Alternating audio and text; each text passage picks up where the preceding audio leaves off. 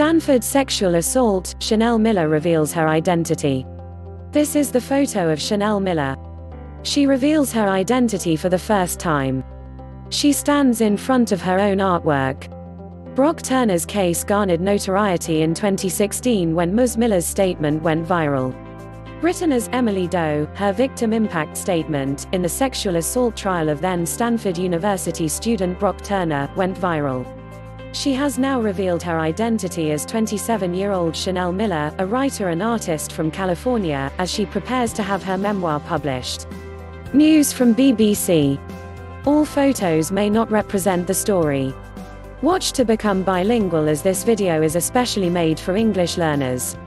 The case sparked controversy when Turner was sentenced to 6 months in jail. He served 3. Ms. Miller's book, Know My Name, is being released later this month. The memoir's publisher said it would change the way we think about sexual assault forever.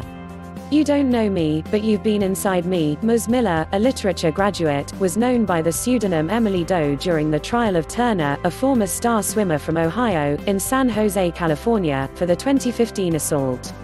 He had attacked her while she was unconscious on the ground outside a university fraternity house party.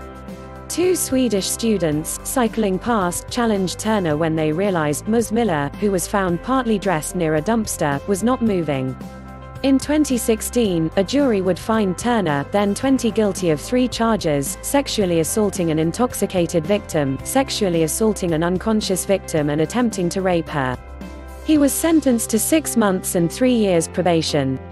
Prosecutors had sought a 6-year sentence. The trial sparked a national debate about sexual assault and whether white men from wealthy backgrounds were treated more favorably by the U.S. justice system. At Turner's sentencing, Ms. Miller addressed him directly with her statement, beginning with the words, "You don't know me, but you've been inside me, and that's why we're here today." The full statement was later published by BuzzFeed, garnering 11 million views in 4 days. Translated into different languages, it spread across the world, and was the subject of public readings, including being read on the floor of Congress. In it, Ms. Miller said she only learned the full horror of what happened when reading the news on her phone. She wrote, at the bottom of the article, "After I learned about the graphic details of my own sexual assault," the article listed his swimming times. She was found breathing, unresponsive, with her underwear 6 inches away from her bare stomach, curled in fetal position. "By the way, he's really good at swimming." During the trial, she set out in the statement, she faced a barrage of questions: what were you wearing? Why were you going to this party? Did you party at frats? Are you serious with your boyfriend?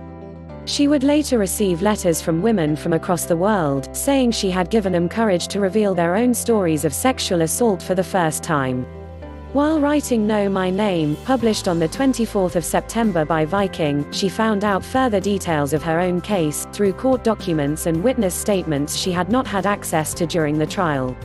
The case happened before the #MeToo movement, but Ms. Miller, who started writing her book in 2017, added to her memoir and expanded its scope as the spotlight was shone on sexual violence. Venetia Butterfield, publisher at Penguin General, said, "It is an immense privilege to share Chanel Miller's honest, eloquent and emotional story with readers. Here is a book that will change the way we think about sexual assault forever." Aaron Paskey, the judge in the case, was criticized for being too lenient with his sentencing of Turner and was removed from office by voters last year after a recall campaign. During the case, he had expressed concern about how going to prison would affect Turner. As well as having an impact on the recall campaign, Ms. Miller's statement also inspired changes in California state law on sexual assault. Last year, Turner had an attempt to have his felonies overturned rejected. He will remain on the sex offenders register. Please subscribe to my channel. Thanks for watching.